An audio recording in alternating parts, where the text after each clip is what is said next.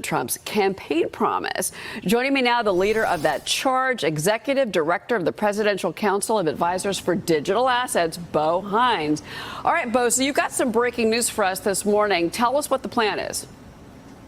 Yeah, well, look, first and foremost, I just want to thank President Trump and our brilliant AI and crypto czar, David Sachs, for all the hard work that they've put in to this report and really just doing what they can to help this industry. You know, this is an industry that's been beaten down and kicked down over the course of the last decade and a half, more specifically under the Biden regime.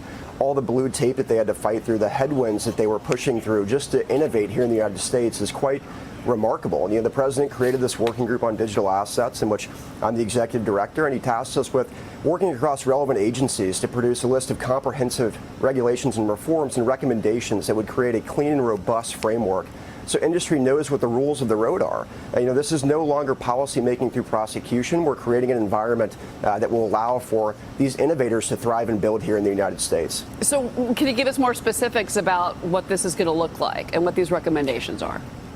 Sure. So, you know, we've looked at this in really three phases. We've had the demolition phase, removing a lot of the blue tape that existed, eradicating Operation Choke Point 2.0, which was a real thing under the Biden regime. What this was, basically, for your viewers, was an attempt to prevent digital asset firms from interacting with traditional financial institutional players. And so what we've done is we've removed a lot of that blue tape that existed there, those overburdensome regulations. Then we work on construction, which construction here is a stable coin framework, which we've actually had signed into law in this past week with the Genius Act. You know, this is basically a digital dollar.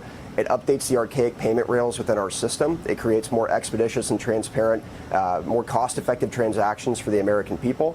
And it also secures U.S. dollar global dominance for decades to come. But the other piece of legislation that we still have to work on is market structure. And we have clarity coming out of the House. You know, both of these bills received immense bipartisan support. So what you'll see in this report is we talk about the bones of market structure, everything that they got right in clarity. What we'd like to see the Senate chamber do and adopt as they push this second piece forward on the legislative agenda.